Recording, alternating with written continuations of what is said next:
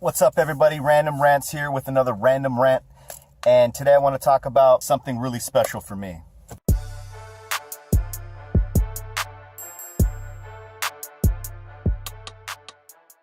When I gave my life to the Lord in 1997, I was kind of struggling with still being a part of this world and giving up any worldly desires, be it sex, drugs, alcohol. Those weren't really the main components of what I was struggling with. My biggest struggle was music and giving up music that wasn't glorifying the Lord. If it wasn't glorifying God, then I had to get rid of it. And nobody told me that I had to do that. I made a personal decision to throw all my CDs out the window. So I went through a large portion of the first year I became a Christian, pretty much not listening to any music. I wasn't listening to the radio, and this is way before the internet. I really had no options. I started dating a girl whose parents were very devout in the church, and like I said in a video prior, I was saved through an evangelical free church in Southern California, and I was also baptized through that church, and I began my own ministry that I felt God calling me to do as far as Bible studies at my school and whatnot. I had no way to worship apart from the worship I was doing in church. One day, my girlfriend at the time's mom invited me to go with her to a Christian bookstore because I was really into studying the Bible. I was on fire for the Lord and I couldn't put the Bible down. I went everywhere that I went, the Bible was in my hand. And anyone who knows me personally knows that's true.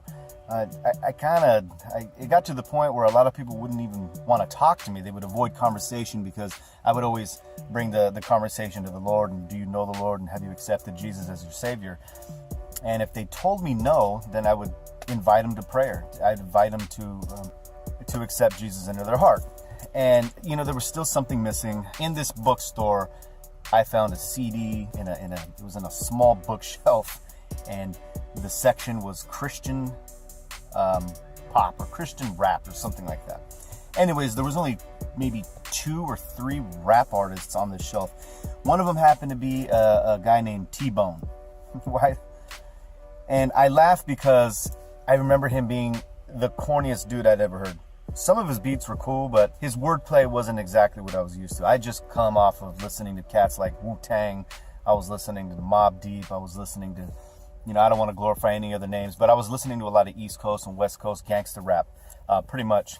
And, I listened to the tape and I pounded it until I started liking it. And then one day I went to Harvest Christian Bookstore in Riverside, California. And I walked in there and I was desperate for some hip hop. I was desperate for some godly rap. And it was so few and far between.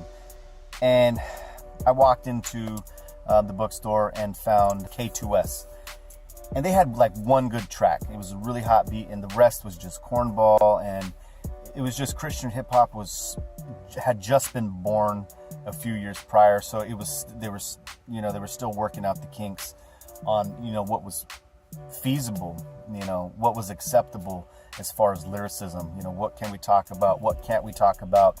Is it Jesus, Jesus, Jesus all the time, or can we talk about personal differences and our struggles? And so that K2S was a part of that journey, and K2S pretty much stood for Key to Salvation. I continued my search, and security.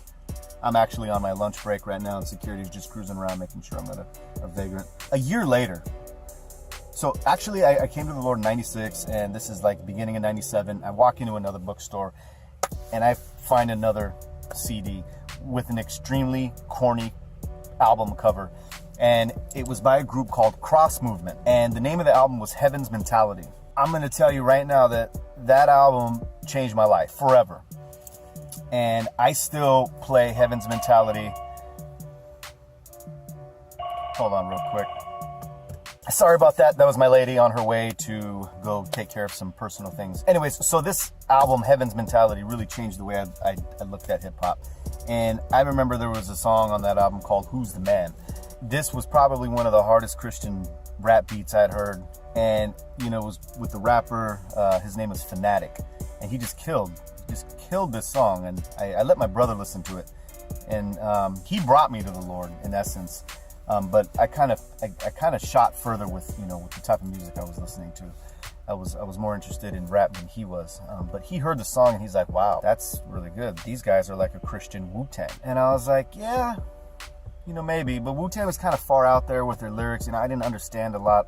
I couldn't comprehend a lot of what they were trying to say. So just kind of listen to Wu-Tang for their beats. But anyway, so that song killed it. And then the whole album, Heaven's Mentality, was just sick. And then they dropped House of Representatives. And House of Representatives was just a monster album. And shortly after that, the Ambassador dropped Christology in layman's terms. And that reaffirmed Game Changer for me. I mean, it was like, from the time that I first discovered cross movement, grace be to God, to the point that I heard Christology in layman's terms, I had fallen away from the Lord. I had attempted Christian rap. The guy who I met, who I hooked up with, who was producing me and engineering all my music, was a bit of an atheist. He never ridiculed me for my lyrics, but he always challenged me. And I wasn't very big on philosophy or theology. I just knew I loved the Lord and I wanted to preach that to everyone. But he was going to college, and he had developed atheism through his education.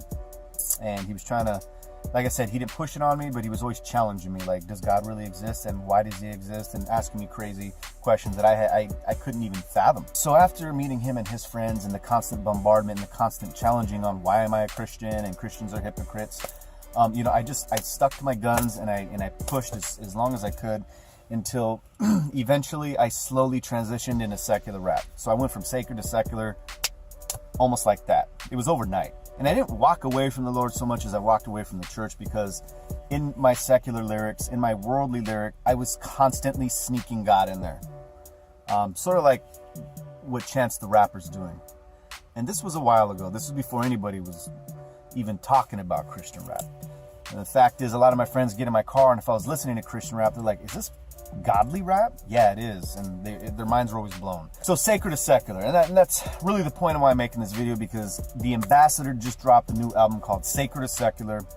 And this is another game changer for me. I was watching a couple of interviews with the Ambassador, on, I believe it was rapzilla.com. And he was critiquing his career. He didn't feel Christology in layman's terms was as good as it should have been, or as good as he thought it was. It turned out to be a classic like Nas's Illmatic. Unfortunately for Nas, I think the Ambassador is a lot more intellectual, a lot more philosophical, definitely a lot more articulate than Nas. So to compare himself to Nas, I was like, nah, don't do that.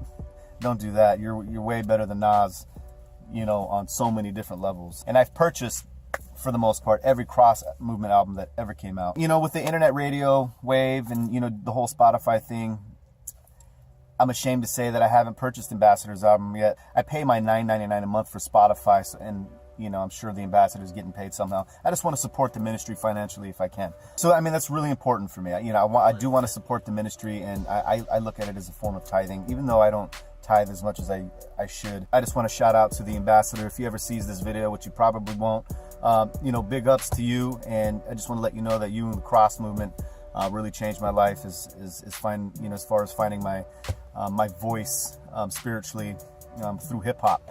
And it was by the grace of God that I stumbled on Heaven's Mentality. It was literally the only CD on the shelf. There was just one copy. And I supported CM all the way throughout the years. And I just wanted to say that this new album by the Ambassador, Sacred to Secular, is just monster. It's just another monster. And it couldn't come at a better time, what with all the Satanism and Luciferianism and all the conspiracy theory going on in Christian hip hop. And I remember a friend saying, God isn't a God of confusion. You will know what the ministry looks like. So, yeah, man, if you haven't heard that album yet, cop it or go to Spotify, look it up. You can look it up on YouTube as a mixtape. Just listen to it.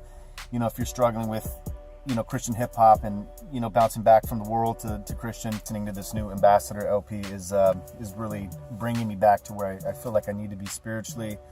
I'm not perfect. Prayers go up every day that I could be a lot like I was when I was in my teens, on fire for the Lord and, smashing people with the Bible. So yeah, man, I just wanted to say big ups to the Ambassador for dropping that album. Another monster for sure. And I gotta say right now, the 3 tracks that I'm banging on a regular basis is Make No Sense, King, and Working It. Like, crazy sample on Working It. If you haven't heard that song, look that up. Anyways, guys, this has been another random rant. Thanks for stopping by. Don't forget to click like, drop a subscription on the channel. I always appreciate new subscriptions. And peace, and I'm out.